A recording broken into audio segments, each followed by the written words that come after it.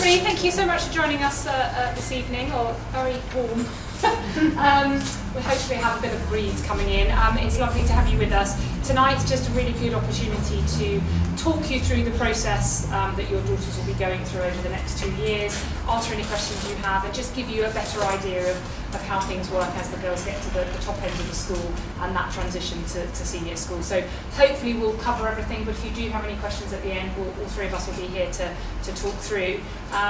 So I think tonight is really just a good opportunity to talk about the academic side of the support that your daughters will get to move and be ready to move on to the senior school, whether that's the senior school here at Surbiton or whether that's another school. Also the pastoral support and then where we fit in together as a team, working together to make sure that the girls get the best possible preparation to get to their senior schools, and then the best transition through to their senior schools when they're ready for that in year 6. So if I hand over to Mrs. Orlovac, and she'll get us started on the academic side. So I'm going to just say now, I'm using notes because I've got lots of key points and I don't want to miss anything out. So I'm just going to start with the academic. So we are preparing the girls right through, the preparation's already started. So the girls are prepared right through from reception with their learning habits, and academically that profile goes through right through the school till they get to year 7 and onwards. So as they get into Key Stage 2, the work intensity increases. Obviously they're at the first part of that journey, but just about to enter the upper stage of Key Stage 2.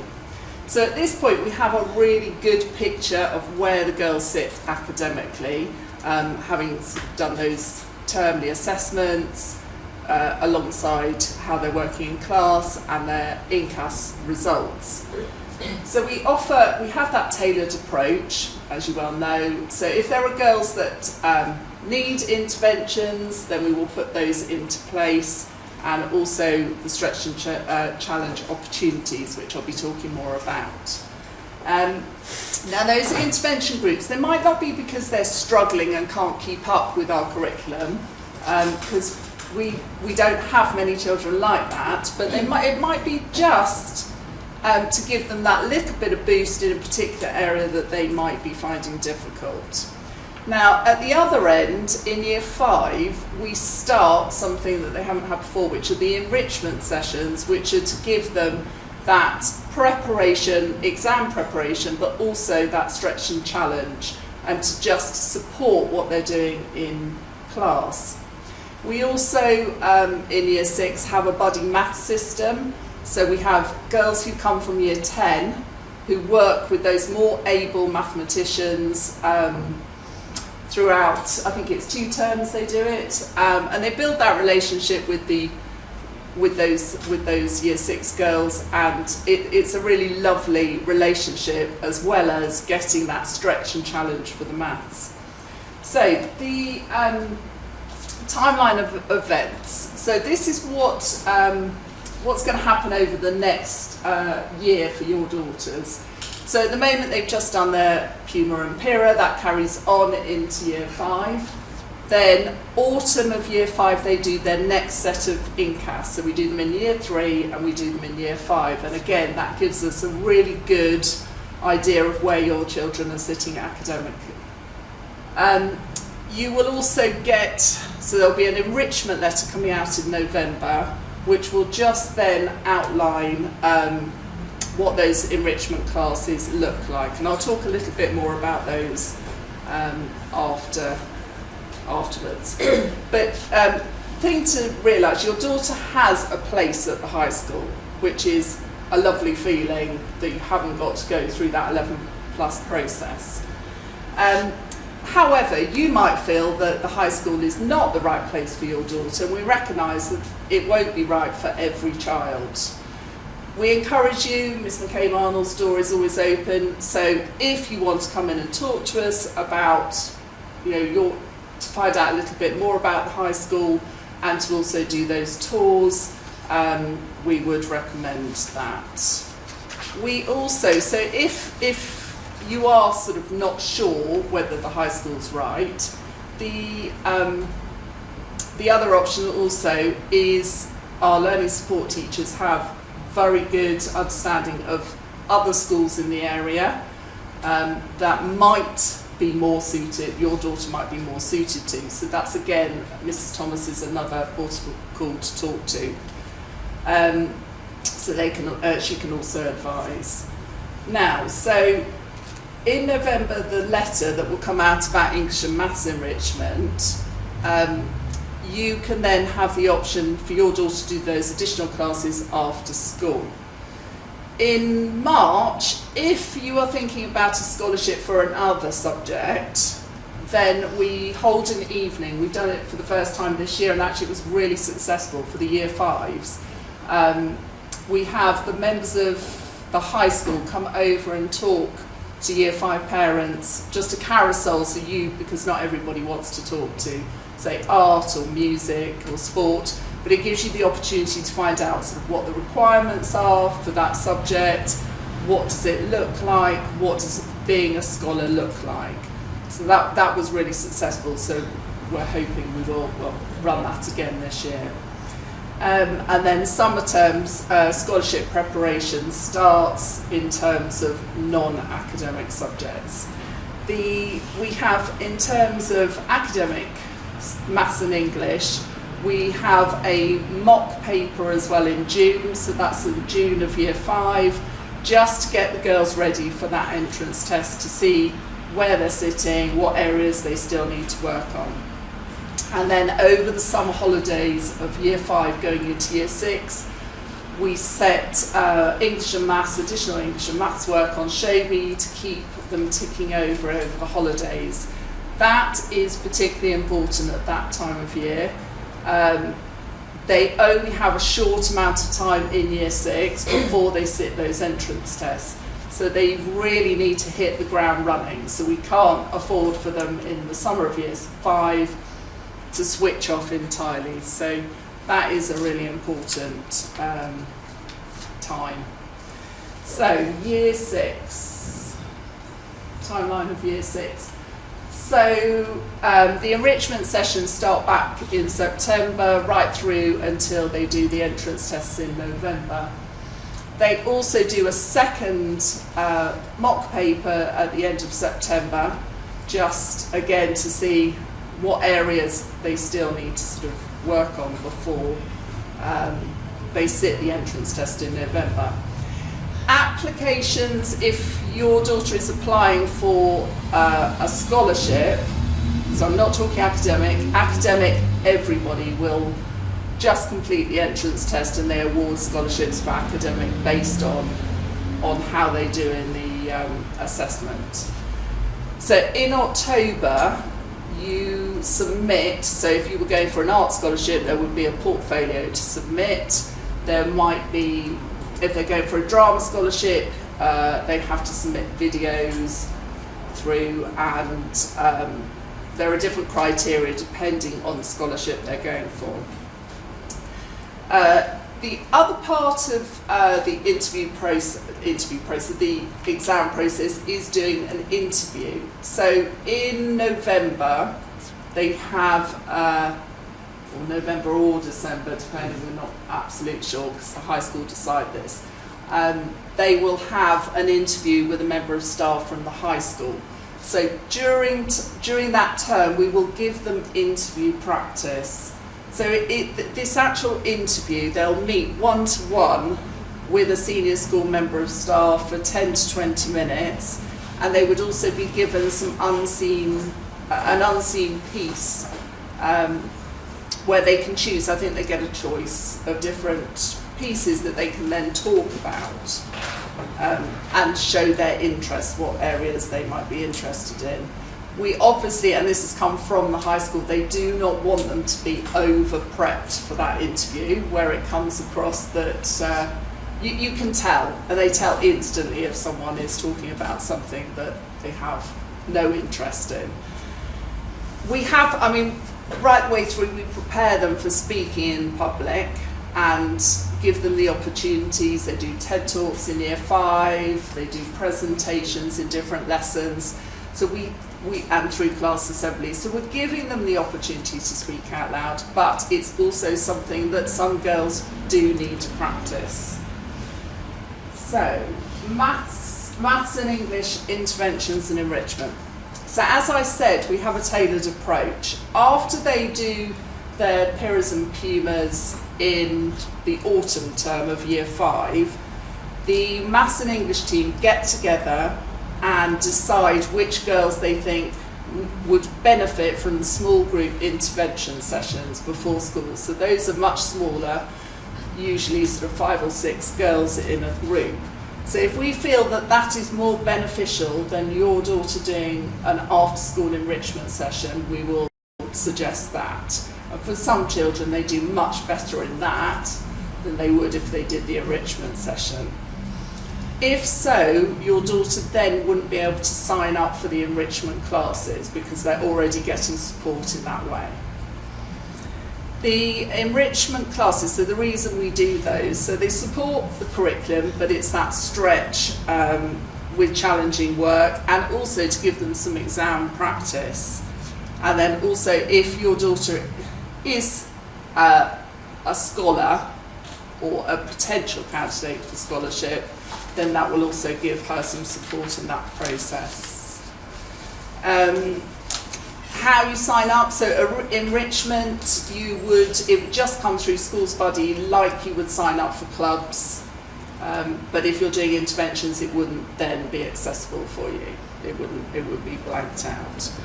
There is additional homework for both subjects, so if you're signing up for those enrichment classes, they absolutely have to be fully up for that hour extra after school plus that additional homework.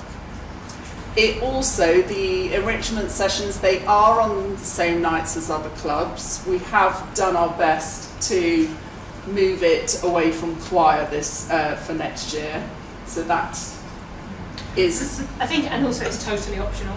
Yeah, it is totally optional. It's not expected that they do enrichment, they have to buy into it as well, because it's an extra lesson after school, so we want them to want to be there.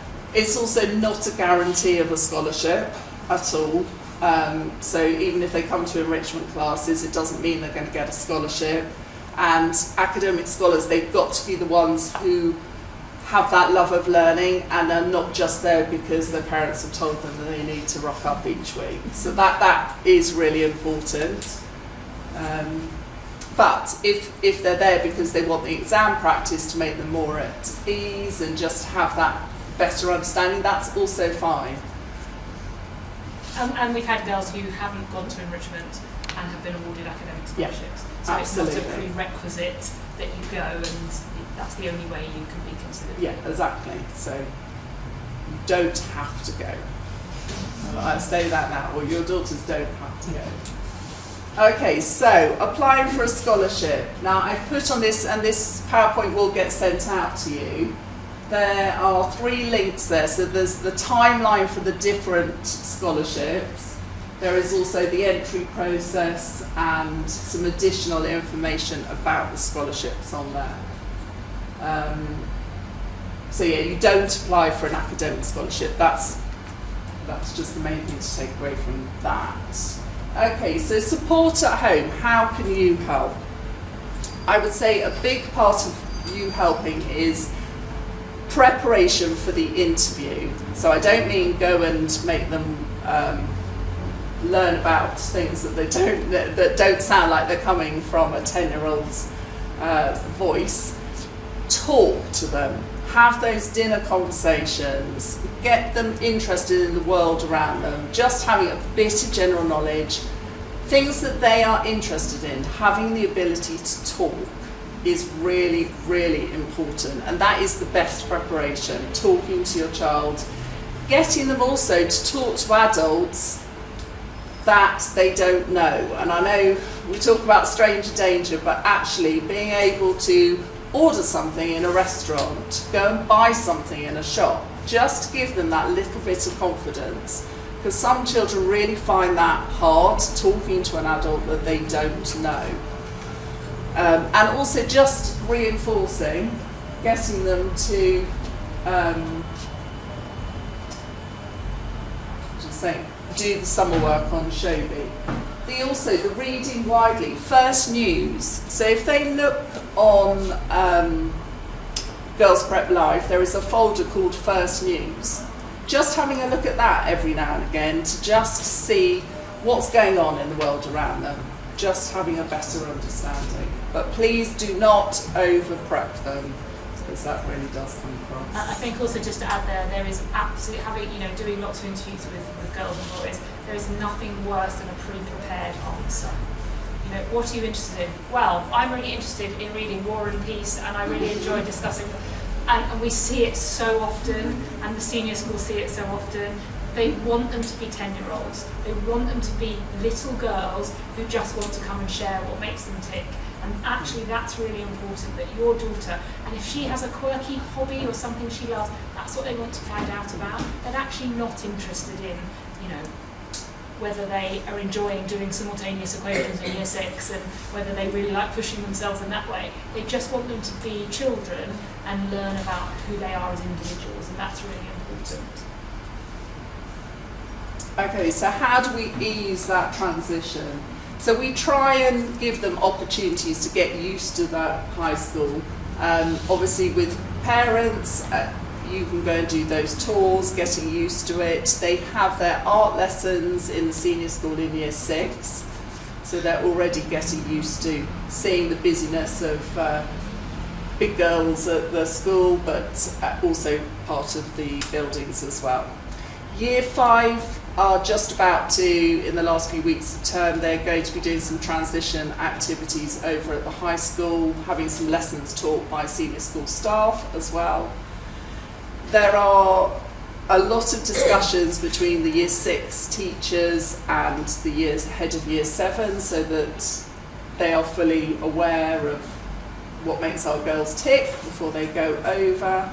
Also, learning support. If your daughter receives learning support, Mrs. Thomas teaches across both our school and the high school, which is fantastic. So it means she already knows those girls and can hand over as well with Mrs. King at the senior school. Now, Mrs. Thomas also runs a transition group in the summer term. So if we feel that there are some girls that would benefit from building on the skills needed for year 7, so for instance, working on friendships, working on organisation, then we would say that we would like them to be part of the transition group with Mrs. Thomas. We also, in year 6, during their mentoring sessions, they have discussions about transition and how they feel, and so addressing their feelings, but also key information about what's different about life at secondary school.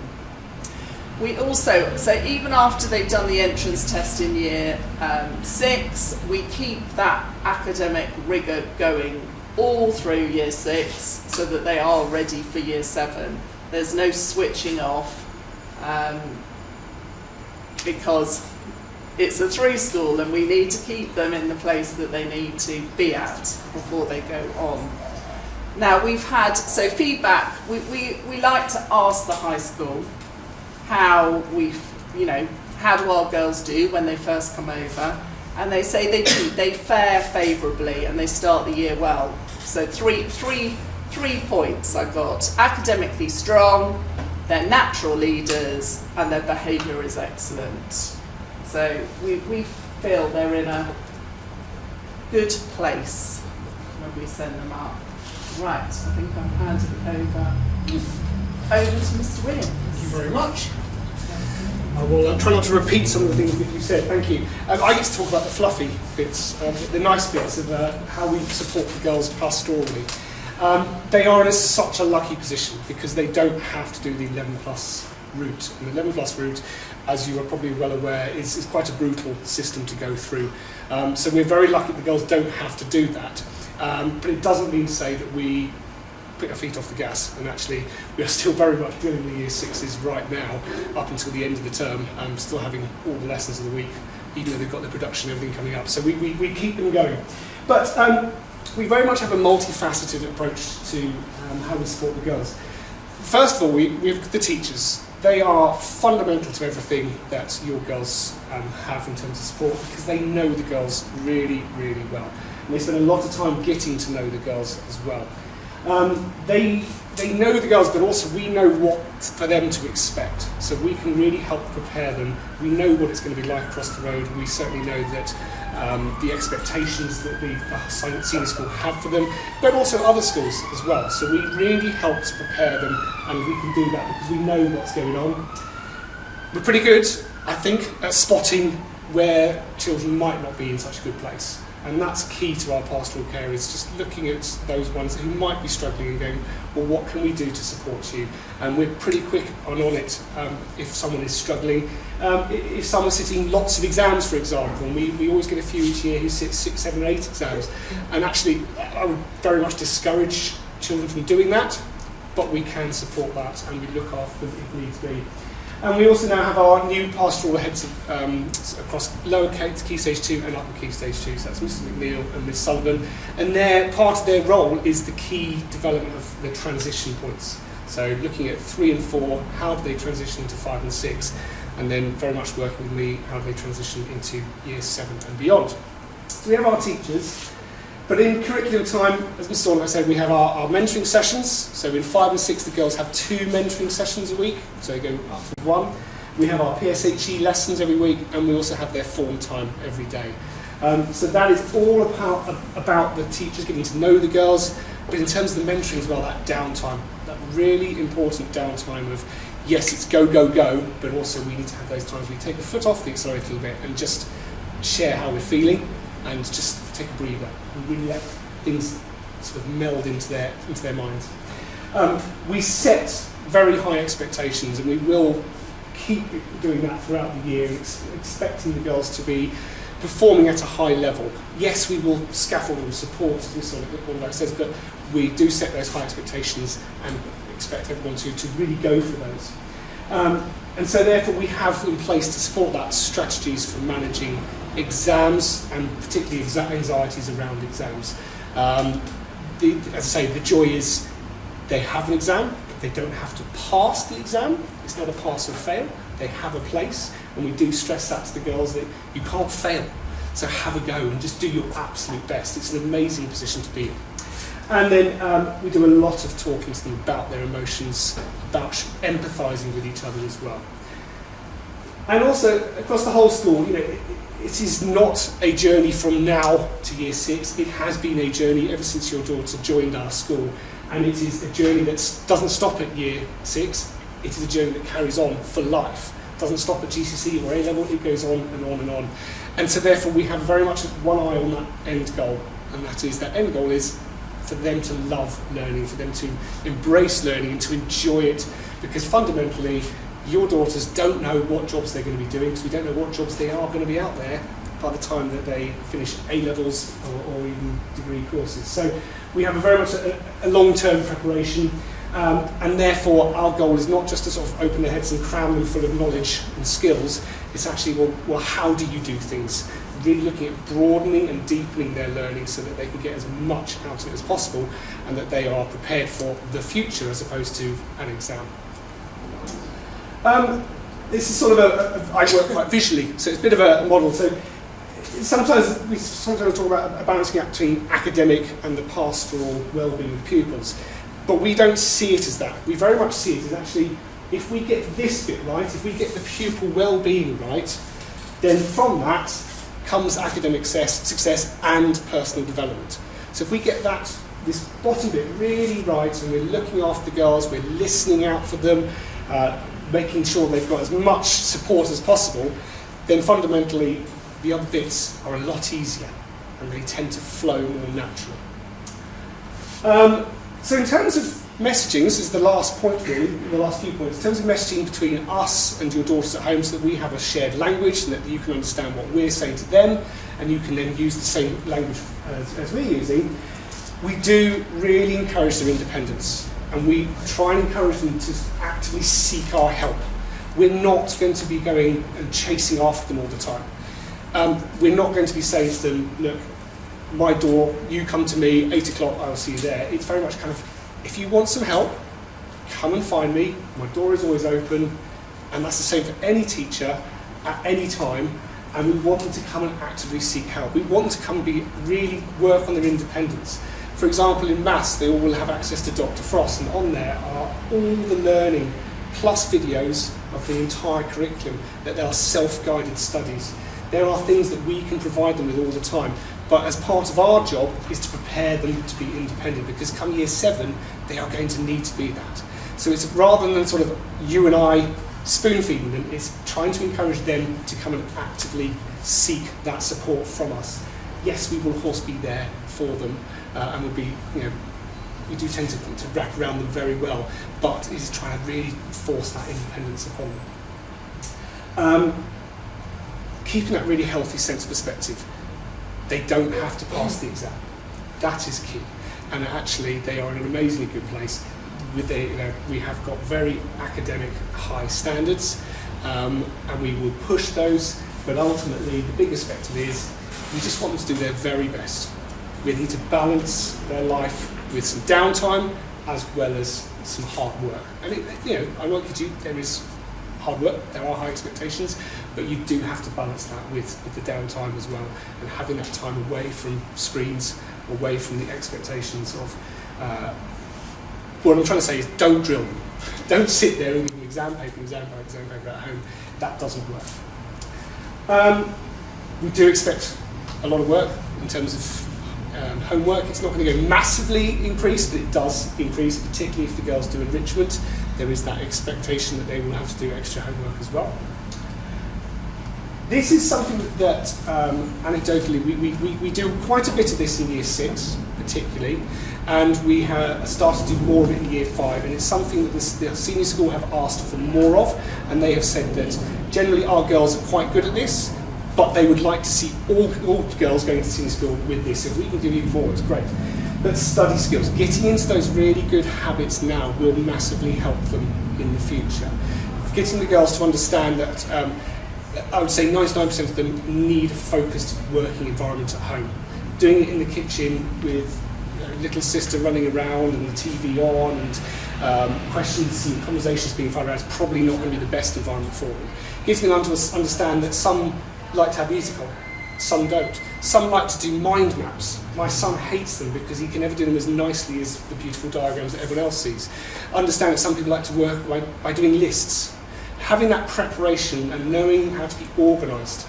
These are really key skills for them to start developing now, because come year 7, they're going to be really, really useful. So we talk to them, we go through with the girls, we talk to them about how their brains work, what things are like for individuals, how different ideas they could use, and it's about experimenting and about supporting them to find the best way for them.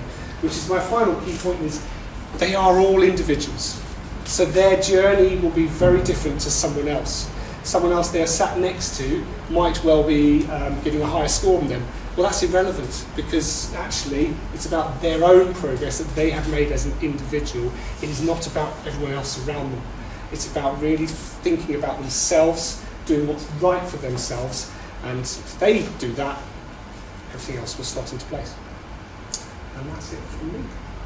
Thank you. Does anyone have any questions for either of us about the process or about supporting at home, or anything really that we can answer? I think it was a great presentation, and it has really put my, anxieties at rest, I should say. Just one question regarding the enrichment class. Is it going to be 1 hour for English and maths, or how is it going to be? Currently it's 45 and 45 because of the way the clubs work. We are aiming next year to do an hour of English, hour of maths, so it'll be on 2 different occasions through the week.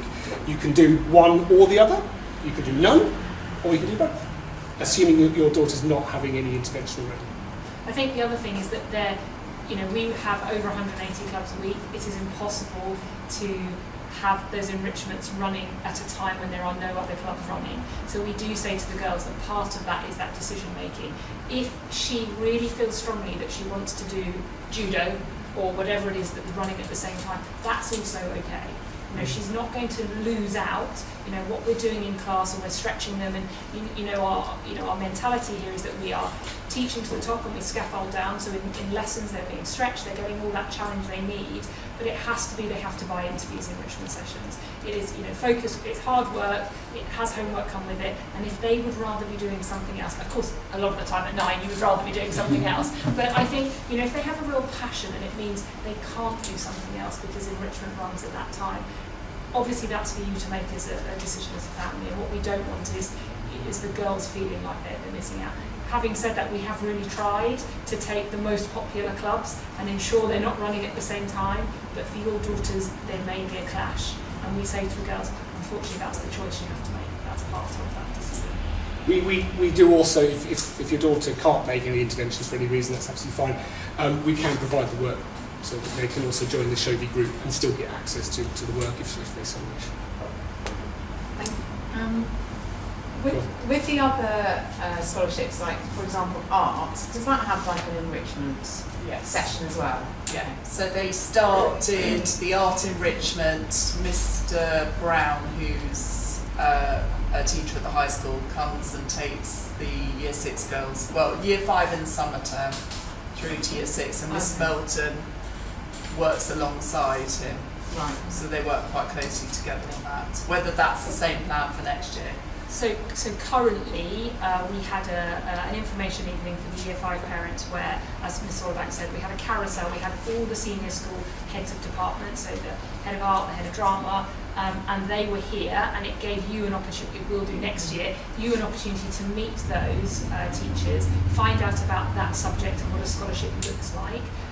We also ran, for those of you who came in spring term, we ran a sports one, and the sports teachers are also there.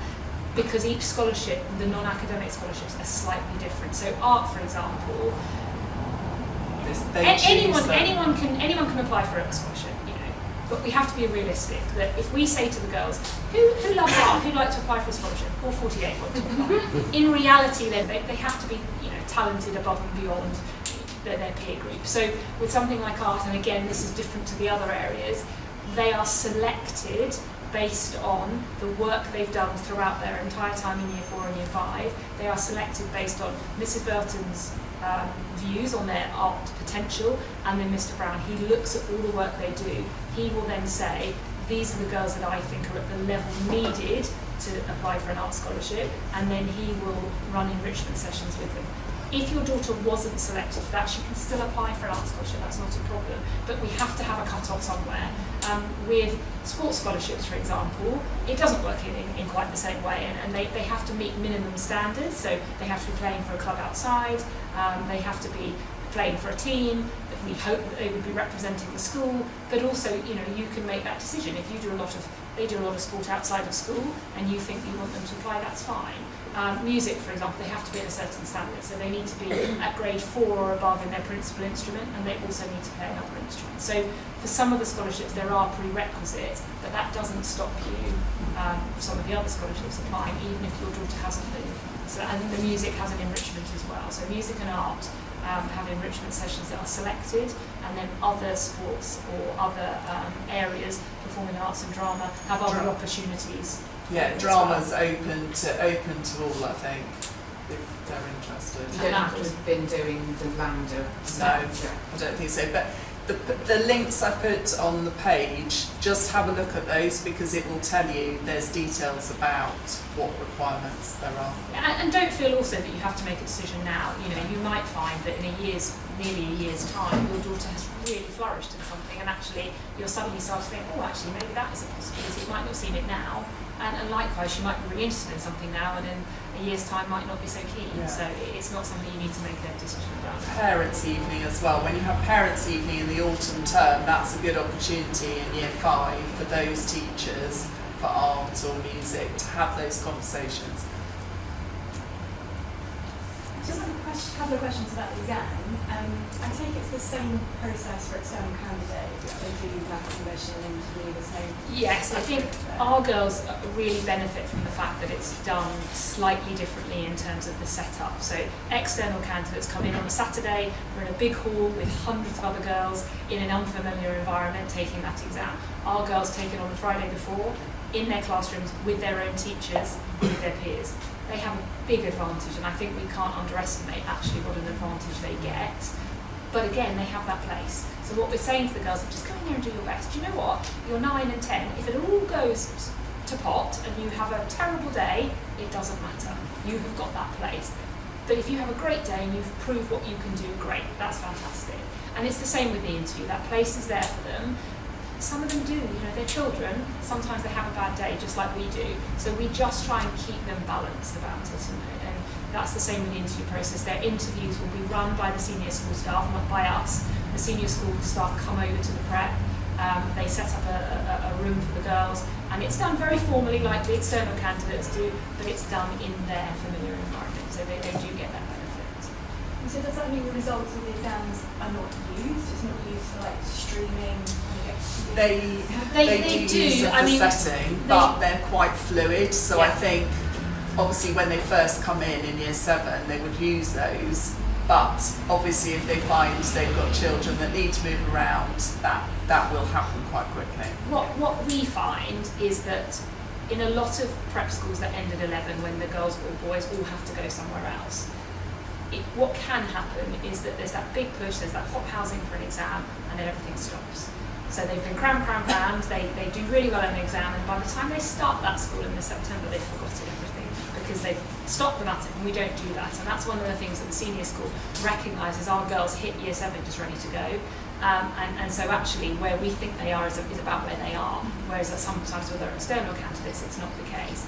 But also the senior school are very cognizant of the fact that that exam was taken almost a year ago and lots of those girls have changed. So please don't think that if she did have a bad day on the exam, that meant when she starts Year 7 she's in a set that she doesn't belong to, because they will make those decisions very quickly when the girls join them in Year 7. So it's important for us to benchmark. We give a very, it makes us clear that we know where our girls are. We want them to be heading into the Year 7 towards the top of the cohort, and those results inform us.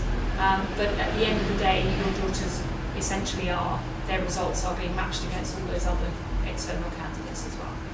And it might be worth saying those results are not shared with you.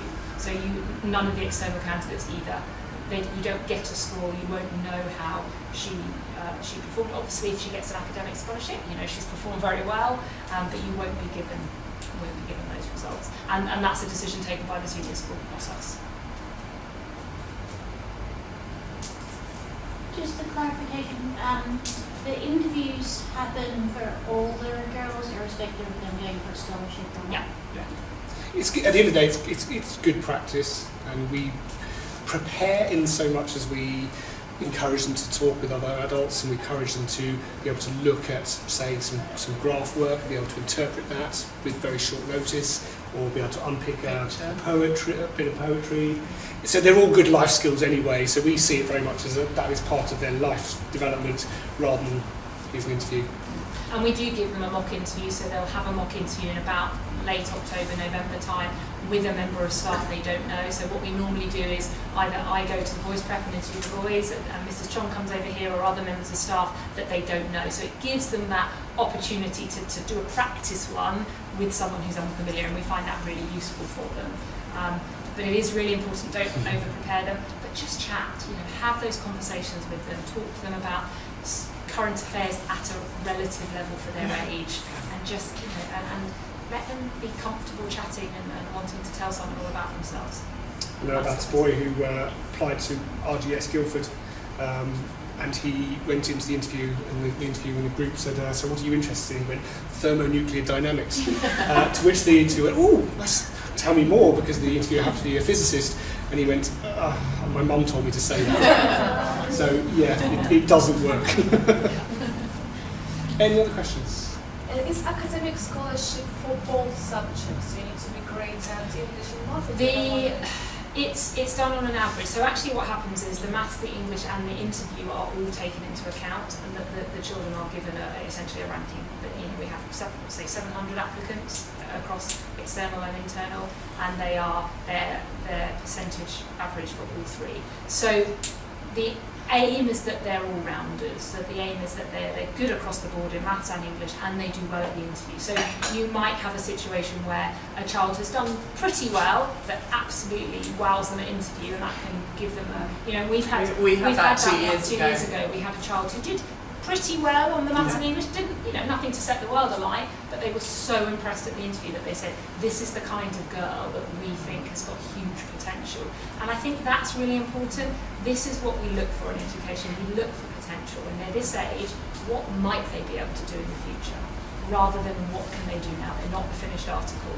So that's why the interview plays a big part of it. Do you have any statistics on how many preps girls usually get? Yeah, so this year it's about 20%. Has so been for the last do few pretty years. well. This year, our current year sixes, we had 10 academic scholarships, you know, which when you're putting them against the 650 applicants is pretty good going. Out of our 48, we had 2 skiing, 2 music, an art, a netball, performing arts, gymnastics, tennis. A good healthy, and what's not across the board as well, and that's the nice thing as well. You know, we want our girls to be all rounders, and but I think that the academics, you know, our girls perform really well, and that's really nice to see as well. Multiple scholarships. Yes, we've got girls this year who've got multiple. They ask that you only apply for 3. So obviously the academic is aside from that. So if you were hoping your child might be considered for an academic scholarship, you could also apply for 3 others. More than that is not realistic. No child is going to be excelling in more than 3 areas. You can be awarded multiple.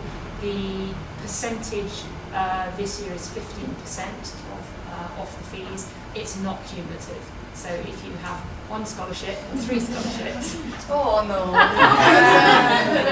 so unfortunately the options of having a larger percentage of this, it's very much about giving them those opportunities as a scholar, rather than we try to think of it less of the prestige of it and less of the financial benefit and more of giving them those opportunities. But what really will be really useful when you come to the scholarship evening next year is hearing about what happens when you're a scholar, but also what happens if you're not a scholar, and that's really important too. Your daughter's not going to miss out.